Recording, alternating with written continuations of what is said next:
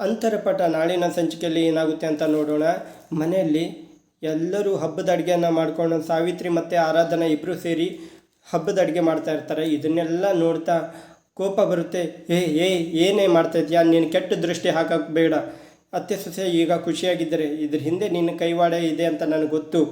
ರೇಷ್ಮೆ ಇದ್ದಕ್ಕಿದ್ದಂಗೆ ಬಂದು ಇಷ್ಟೆಲ್ಲ ಆಗಿ ಮನೆ ಬಿಟ್ಟು ಆರಾಧನಾ ಹೋಗೋ ಥರ ಪರಿಸ್ಥಿತಿ ಬಂದಿತ್ತಲ್ಲೇ, ಇದ್ರ ಹಿಂದೆ ನೀನೇ ಇದ್ಯಾ ಕಣೆ ಅಂತ ಮಾತಾಡ್ತಾ ಇರ್ತಾರೆ. ಅಜ್ಜಿ ಏನು ಮಾತಾಡ್ತಾ ಇದ್ದೀರಾ, ಯಾಕೆ ನನ್ನ ಮೇಲೆ ಎಷ್ಟು ಕೋಪ ನನಗೆ ಅಂತ ಕೋಪ ಮಾಡ್ಕೊಂಡು ಬೈತಾ ಇರ್ತಾರೆ. ಸಾಕು ನಿಲ್ಲಿಸು, ನೀ ಏನಂತ ನನಗೆ ಚೆನ್ನಾಗಿ ಗೊತ್ತು. ಮೊದಲಿಂದನೂ ನೀ ಏನೇನು ಮಾಡಿದ್ಯಾ ಅಂತ ನನಗೆ ಗೊತ್ತು, ಏನು ದ್ರೋಹ ಮಾಡಿದ್ಯಾ ಅಂತಲೂ ಗೊತ್ತು, ಎಲ್ಲ ಗೊತ್ತೇ ನನಗೆ ಅಂತ ಅಜ್ಜಿ ಹೇಳಿರ್ತಾರೆ. ಆಮೇಲೆ ಅವರಿಗೆ ಟೆನ್ಷನ್ ಆಗುತ್ತೆ. ಮನೆಯವರ ಆಶೀರ್ವಾದ ತೆಗೆದುಕೊಂಡು ಎಲ್ಲರಿಗೂ ಊಟ ಬಡಿಸೋದಕ್ಕೆ ಆರಾಧನಾ ಬರ್ತಾಳೆ. ಮೊದಲನೇ ಸರಿ ಮದುವೆ ಆದಮೇಲೆ ಆರಾಧನಾ ಅಡುಗೆ ಮಾಡಿರೋದು. ಆರಾಧನಾ ಮತ್ತು ಶಶಾಂಕ್ ಹೊಸದಾಗಿರೋ ಮದುವೆ ಜೋಡಿ ಇದು ಖುಷಿಯಾಗಿರ್ತಾರೆ. ಅಮ್ಮನ ಆಶೀರ್ವಾದ ತೆಗೆದುಕೊಳ್ಳೋದಕ್ಕೆ ಕಾಲಿಗೆ ಬೀಳ್ತಾರೆ. ಅಮ್ಮಲನ್ನು ನೋಡ್ಕೊಳ್ತಾ ಆರಾಧನಾ ನೋಡ್ತಾ ಇರ್ತಾಳೆ. ಏನಕ್ಕ ಹಾಗೆ ನಿಂತ್ಕೊಂಡಿದ್ಯಾ, ಆಶೀರ್ವಾದ ಮಾಡು ಅಂತ ಹೇಳ್ತಾರೆ. ಆಶೀರ್ವಾದ ಮಾಡಿ ಒಳ್ಳೆಯದಾಗಲಿ, ಯಾವಾಗಲೂ ಸಂತೋಷವಾಗಿರಿ ಅಂತ ಅಮಲ ಹೇಳ್ತಾಳೆ. ಎಲ್ಲರೂ ಒಟ್ಟಿಗೆ ಕೂತ್ಕೊಂಡು ಊಟ ಮಾಡ್ತಾ ಇರೋದು ನೋಡಿ ಅಮಲ ಕೋಪ ಮಾಡಿಕೊಂಡು ಈ ಸಂಭ್ರಮನ ಹಾಳು ಮಾಡಬೇಕು, ನಾನು ಎಲ್ಲ ಊಟ ಆಯಿತು, ಏನು ಮಾಡಲಿ ನಾನು ಅಂತ ಅಂದ್ಕೊಳ್ತಾ ಇರ್ತಾಳೆ. ರೇಷ್ಮನ ಭೇಟಿ ಆಗೋಕ್ಕೆ ಅಮಲ ಹೊರಗಡೆ ಹೋಗಿರ್ತಾಳೆ.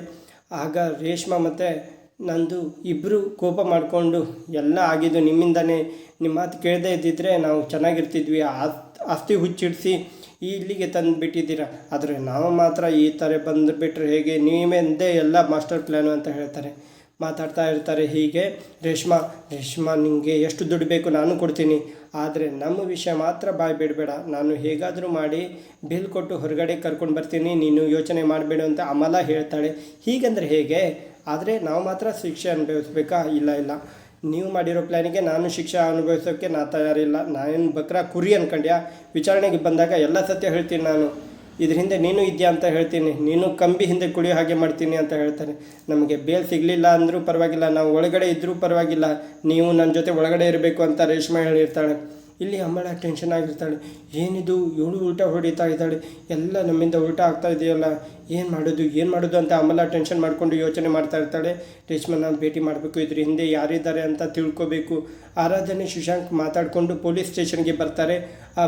ಗಣಪತಿ ಮತ್ತು ಅಮಲನ ನೋಡಿ ಶಾಕ್ ಆಗ್ಬಿಡ್ತಾರೆ. ಅಕ್ಕ ನೀ ಏನು ಮಾಡ್ತಾ ಇದೀಯ ಅಲ್ಲಿ ಅಮಲನ ಕೇಳ್ತಾರೆ. ಆಗ ಹೇಳ್ತಾರೆ, ರೇಷ್ಮಾ ನಂದು ಅಮಲ ಎಲ್ಲರಿಗೂ ಶಾಕ್ ಆಗುತ್ತೆ. ಅಯ್ಯೋ ಇವ್ರು ಯಾಕೆ ಬಂದರು, ಅಯ್ಯೋ ನಾನು ಸಿಕ್ಕಾಕೊಂಡು ಬಿಟ್ನ. ಅಮಲ ಟೆನ್ಷನ್ ಮಾಡ್ಕೊಂಡಿರ್ತಾಳೆ.